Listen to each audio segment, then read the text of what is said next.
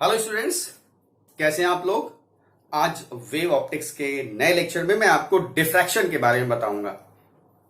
Diffraction के बारे में बताऊं उससे पहले लाइट की प्रॉपर्टी। और आपको मालूम होगा कि light travels in a straight line.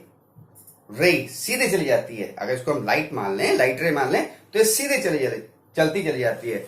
लेकिन जब ये किसी ऑब्स्टेकल के एज से होके जाती है तब क्या होता है, देखिएगा स्टूडेंट्स। ये लाइट आ रही है और ये सीधे चलती चली जाएगी, पास में ये भी सीधे आएगी, ये भी सीधे जाएगी। लेकिन जो एज, ये एक ऑब्स्टेकल है, यहां से लाइट क्रॉस नहीं करेगी, यहां से नहीं क्रॉस करेगी, यहां से नहीं क्रॉस करेगी, ये सब ऑब्स्टेकल है। लेकिन इस एज पे जब लाइट पड़ेगी, देखिए तो क्या होगा। क्योंकि light travels in straight line तो इसको सीधे जाना चाहिए। लेकिन क्या होगा कि ऊपर से लाइट तो स्ट्रेट चली जा रही है, लेकिन इस एज से जैसे जाती है तो instead of going straight it bends, ये ऐसे मुड़ जाती है। और इसीलिए आपने देखा होगा कि शेड, लाइट का शेड नीचे तक आ जाता, सीधे नहीं आ रही है, सीधे जा तो रही है लेकिन एज वाली लाइट थोड़ा नीचे बेंड कर जा रही है और लाइट यूं जा रही है, तो इसकी वजह से नीचे भी लाइट आ जाती है। राइट, ये क्या हुआ, this is the bending of light. Otherwise तो नहीं बेंड कर रही ना, लेकिन किसी ऑब्स्टेकल के एज पे आती है तो ये बेंड कर जा रही है। This bends, this bending at the edge of obstacle is what, diffraction of light. तो मैं फिर से बता रहा हूं, what is the diffraction of light, the bending of light at the edge of obstacle is diffraction. बात समझ में आ गया। अच्छा, अब डिफ्रैक्शन है क्या, मैं बता रहा हूं, ध्यान से सुनिएगा। Diffraction is actually A special type of interference. Most important point बता रहा हूं, diffraction is a special type of interference. कैसे यार, इंटरफेरेंस में तो दो सोर्स चाहिए होते थे और यहां तो एक ही लाइट चली जा रही है, बेंड कर जा रही है, तो फिर ये इंटरफेरेंस कैसे हो गया। तो इसके लिए कहा गया है कि एक ही लाइट सोर्स चली आ रही है लाइट सोर्स से, तो उससे वेव फ्रंट एमिट होगा ना, राइट। और वेव फ्रंट पे जो पार्टिकल होंगे वो सेम फेज के होंगे, तो वो नए सोर्स की तरीके से बिहेव करेंगे। और वो जो लाइट एमिट करेंगे तो दो सेपरेट सोर्स हो गए ना।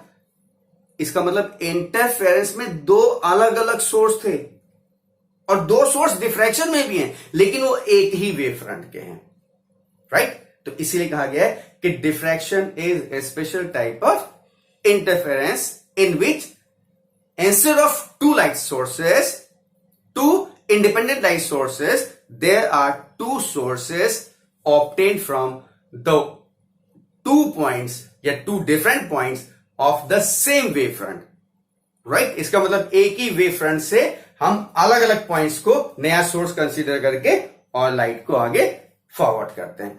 तो ये हमारा हो गया आपका डिफ्रैक्शन। अब डिफ्रैक्शन एट सिंगल स्लिट, मैं इसको पहले आपको समझा रहा हूं कम समय में ज्यादा एक्सप्लेन करने के लिए। मैंने इसको यहां पे लिख रखा है, देखिए ये आपका ज्योमेट्रिकल अरेंजमेंट है डिफ्रैक्शन के लिए। क्या, ये एक स्लिट है। स्लिट का मतलब क्या हुआ स्टूडेंट्स, देखिए जैसे ये है तो यहां पर मैं इतने हिस्से को कट कर दूं तो जो लाइट जाएगी वो यहां से पास करके जाएगी, तो ऐसे ही रख दूंगा तो ये स्लिट तो हो गई ना, लाइट जा रही तो बी से पास करे, लेकिन इतना चौड़ा नहीं होता है। That is very fine slit, ठीक है, वो स्लिट हमारी बहुत फाइन होती है। तो अब क्या हुआ, ये स्लिट है, इसके सामने स्क्रीन रखी हुई है, ठीक है। अब क्या हो रहा है कि हम एक प्लेन वेव फ्रंट यहां से भेज रहे हैं, तो प्लेन वेव फ्रंट जाएगा कैसे भाई, या तो एकदम प्लेन हो, काफी दूर से लाइट सोर्स रखा है और लाइट आ रही तो यहां आते आते प्लेन हो जाएगा, मान लिया। लेकिन अगर आपको पास में लाइट सोर्स रखना है तो क्या करते हैं कि हम यहां पर एक लेंस लगा देते हैं।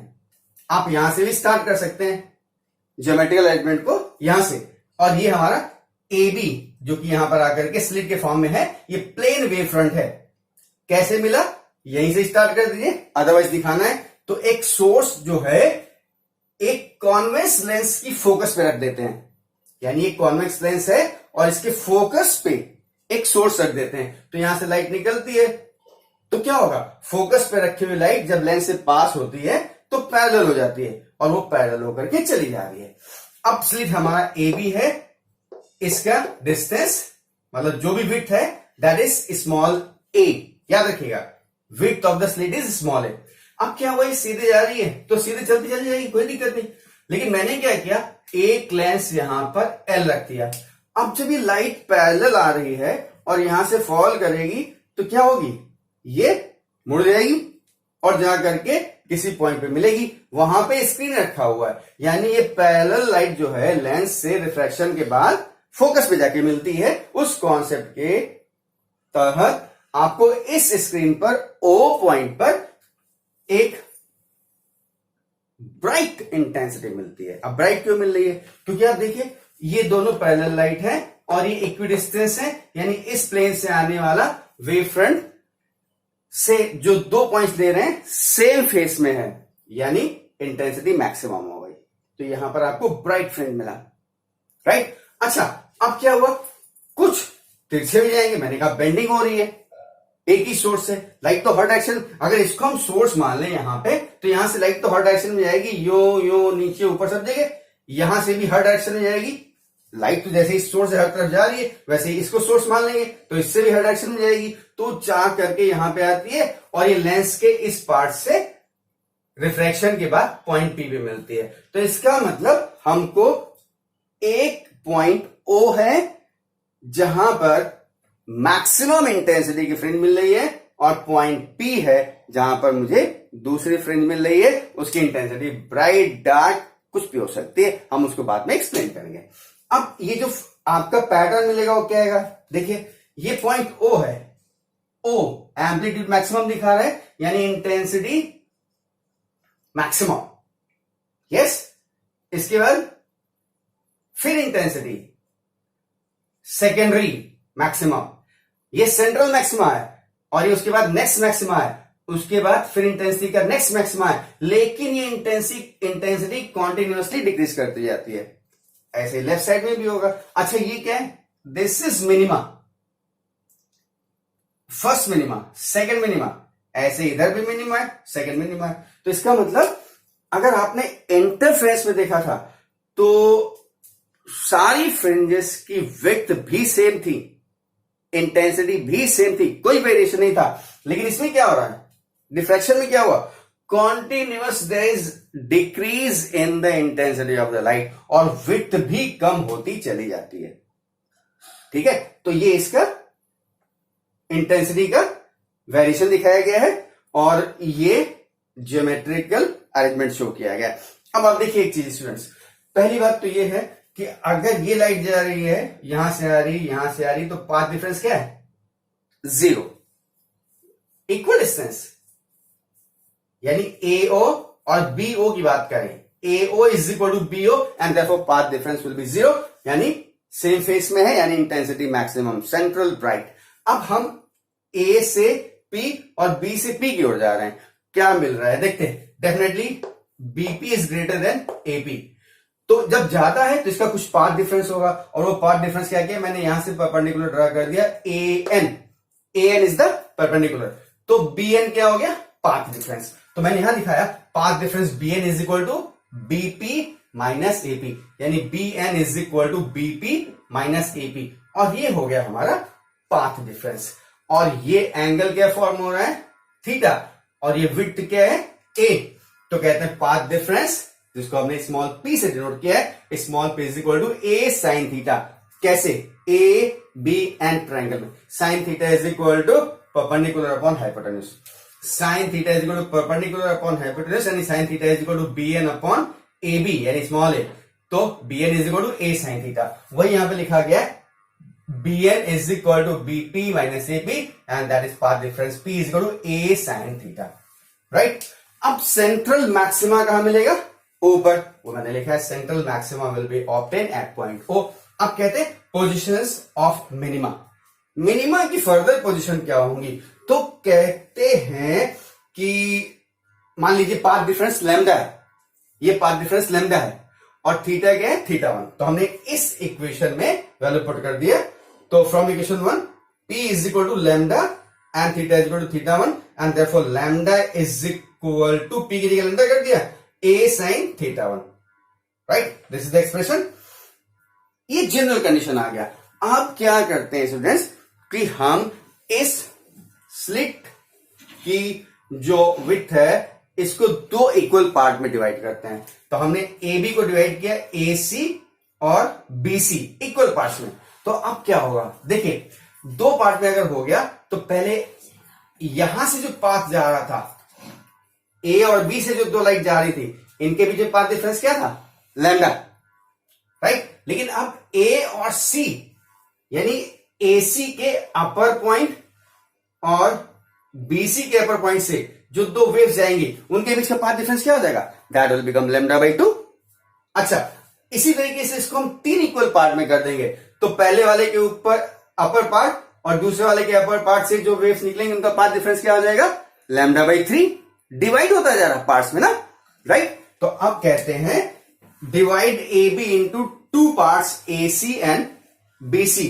और ऐसी कंडीशन में ए और सी से जो लाइट जा रही है तो कंडीशन जो फर्स्ट मिनिमा आपने ना वो कंडीशन क्या होगी, condition for the first dark fringe क्या हो जाएगा, A sine theta is equal to path difference and that is lambda. फिर कहते हैं condition for the second dark fringe क्या हो जाएगा, ए साइन थीटा 2, अब थीटा की जगह थीटा 2 हो जाएगा, बढ़ता चला जाएगा and that will be 2 lambda. तो ऐसे ही मतलब फर्स्ट डार्क फ्रिंज के लिए A sine theta 1 is equal to lambda, second dark fringe के लिए A sine theta 2 is equal to 2 lambda, तो 3 के लिए A sine theta 3 is equal to 3 lambda dash dash dash. तो nth डार्क फ्रिंज के लिए A sine theta n is equal to n lambda, यानी nth dark fringe की condition ये हो गई। तो जनरल कंडीशन निकाल देते हैं हम लोग ना, साइन थीटा अगर स्मॉल होगा तो sine theta is equal to theta, अगर थीटा स्मॉल है तो sine theta is equal to theta. तो इसी से हमने कॉन्सेप्ट लिया, यानी theta N is equal to sine theta N is equal to N lambda by A, A नीचे आ जाएगा, राइट। तो this is the condition for dark fringe, nth dark fringe. 1 रख देंगे तो एन की जगह 1 आ जाएगा तो lambda by a minima, first minima, n की जगह 1 रख दिया लैम्डा बाई ए, एन की जगह 2 रख देंगे 2 लैम्डा बाई ए, 3 रख देंगे 3 लैम्डा बाई ए, इधर साइड में माइनस होता चला जाएगा। और इस तरीके से condition for the nth dark fringe जो है जनरल कंडीशन मैंने यहां पे लिख दी है। तो अब ये ज्योमेट्रिकल अरेंजमेंट है, इसको डायग्राम बना लिए, समझ में आ गया होगा। ये इंटेंसिटी ग्राफ है, इसका इंटेंसिटी वेरिएशन दिखाया गया है कि इंटेंसिटी कम होती जा रही है और साथ ही साथ इनका सेपरेशन भी चेंज होता जा रहा है। इंटरफ्रेंस के तरीके से नहीं है, इंटरफ्रेंस में विड्थ सेम रहती थी चाहे जहां तक चले जाइए और इंटेंसिटी भी कांस्टेंट रहती थी, ये वेरिएशन नहीं होता था। तो ये डिफरेंस है, इसमें ना पूछा भी जाता है, राइट। तो आप वीडियो पॉज करिए और इसको नोट कर लीजिए स्टूडेंट्स। लास्ट में मैंने क्या निकाला था, theta N is equal to sine theta N is equal to N lambda by A. ये लिखा this is the condition for nth dark fringe, यानी पोजीशन nth डार्क फ्रिंज की पोजीशन क्या होगी। 1 रखेंगे तो फर्स्ट डार्क की पोजीशन आ जाएगी लैम्डा बाई ए, 2 रखेंगे सेकेंड डार्क की पोजीशन आ जाएगी ऑनवर्ड्स। और ये कब किया था हम लोगों ने, जब पाथ डिफरेंस bn को क्या माना था हमने, लैम्डा लिखा था पीछे का केस में, bn is equal to lambda. तो अब हम क्या करते हैं कि अगर हम सेकेंडरी मैक्सिमा, सेंट्रल मैक्सिमा तो ऊपर मिलेगा, राइट, लेकिन अगर हम सेकेंडरी मैक्सिमा की पोजीशन फाइंड करने चलेंगे तो अब क्या करेंगे, कंडीशन मानेंगे bn is equal to 3 lambda by 2, यानी जो आपका पहले लिखा था a sine theta is equal to p था, उसको हम लोगों ने लैम्डा लिया था, यस। तो अब क्या लेंगे 3 लैम्डा बाई 2 और उसके बाद फिर इसको हम 2 पार्ट्स में डिवाइड करेंगे, 3 पार्ट्स में डिवाइड करेंगे तो लैम्डा बाई 2 पार्ट डिफरेंस हो जाएगा। करते करते हम जो फाइनल कंक्लूजन पाएंगे तो कहते हैं condition for the nth bright fringe, यानी सेकेंडरी मैक्सिमा की जो पोजीशन आएगी that will be given by the formula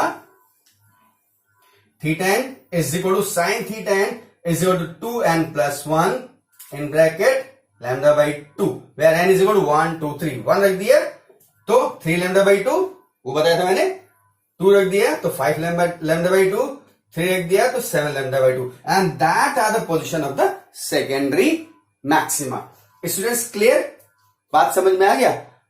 right, तो अभी आप क्या करिए, फिर वीडियो को पॉज करके इतने पोर्शन को नोट करिए, मैं इसका नेक्स्ट पॉइंट बताता हूं। वीडियो पॉज करिए। स्टूडेंट्स, आपने देखा कि डिफ्रैक्शन में इंटेंसिटी कॉन्टिन्यूसली डिक्रीज कर दी जाती है और सेपरेशन भी चेंज होता जाता है। तो अभी नेक्स्ट टॉपिक है विड्थ ऑफ सेंट्रल मैक्सिमा। ये सेंट्रल मैक्सिमा मेरा है, ये मैक्सिमा है, उसके बाद नेक्स्ट मैक्सिमा है सेकेंडरी मैक्सिमा और मैक्सिमा, तो हम सेंट्रल मैक्सिमा की विड्थ निकालते हैं। तो सेंट्रल मैक्सिमा यहां से यहां तक का है ना, ये मिनिमम पोजीशन है, तो दो मिनिमा के बीच का ये सेंट्रल मैक्सिमा है। तो इसकी दो विड्थ हो सकती हैं, एक एंगुलर विड्थ और दूसरा लीनियर विड्थ। तो एंगुलर विड्थ क्या है, ये this is your angular width, इसको क्या मान लें, थीटा नॉट, राइट। तो दो पार्ट में डिवाइड किया, थीटा थीटा। लीनियर विड्थ क्या है, यहां से लेकर के अल्फा मान ले रहे, यहां से यहां तक, तो इसको दो पार्ट में डिवाइड किया, दिस इज अल्फा बाई 2 और ये लोअर पार्ट भी अल्फा बाई 2 हो गया, यहां से यहां तक और यहां से यहां तक, ठीक। अब हमको मालूम है, एंगुलर विड्थ की बात करता हूं कि A sine theta is equal to lambda, यानी sine theta is equal to lambda by A, और थीटा अगर बहुत स्मॉल है तो sine theta is equal to theta, यानी theta is equal to lambda by A. तो एंगुलर विड्थ क्या हो जाएगा, 2 theta, and therefore angular theta not is equal to 2 theta is equal to 2 lambda by A. Yes, this is your angular width. Students, अब इसके बाद linear width, तो linear width क्या होगा, angle is equal to arc upon radius, ये D है, ये alpha by 2 है, तो देखते हैं theta is equal to alpha by 2 divided by D. Angle, इस ट्रायंगल की बात कर रहा हूं, angle is equal to arc upon radius, theta is equal to alpha by 2 by D, इसका मतलब alpha by 2 is equal to D theta, yes, यानी alpha is and that is alpha is equal to 2 D theta. अब यहां देखिए, alpha is equal to 2 D, yes, और theta क्या था आपका, lambda by A into lambda by A. हमने लिया तो अल्फा बाई 2 है, लेकिन ये क्या है, अल्फा, फुल लेंथ अल्फा आ गया, यानी alpha is equal to 2 D lambda by A. तो स्टूडेंट्स, ये आपका है angular width theta not and linear width, linear width alpha is equal to 2 D lambda by A. तो इसमें काम करिए, ये डायग्राम बनाइए, ये इंपॉर्टेंट टॉपिक है सिलेबस के हिसाब से, नए सिलेबस के हिसाब से, एंगुलर विड्थ और लीनियर विड्थ। तो इसको वीडियो पास करके नोट करिए, फिर हम थोड़ी सी बात और करेंगे। स्टूडेंट्स, आपने देख लिया विड्थ सेंट्रल मैक्सिमा की, लीनियर और एंगुलर दोनों देख लिया। अब ये इंटेंसिटी ये है central maxima, next secondary maxima, secondary maxima, तो उसकी इंटेंसिटी का रेशियो क्या होगा, मैंने यहां पे लिखा हुआ, the intensity of the secondary maxima relating to the intensity of the central maxima are in ratio 1:1/21 1:61 and therefore the intensity of the first secondary maxima is, secondary maxima मतलब इसका, is just 4% that of the central maxima, इसका 4% होता है। इस intensity को देख के आप निकाल सकते हैं। तो is just 4% of the central maxima. Students, नए कोर्स के हिसाब से जो कि आपके इस बार बोर्ड में प्रेस्क्राइब है, आपका डिफ्रैक्शन का टॉपिक यहां पे कंप्लीट हो गया। तो वीडियो पॉज करके इसको नोट कर लीजिए, thank you, God bless you. मैं साइड में हो रहा हूं, नोट कर लीजिएगा।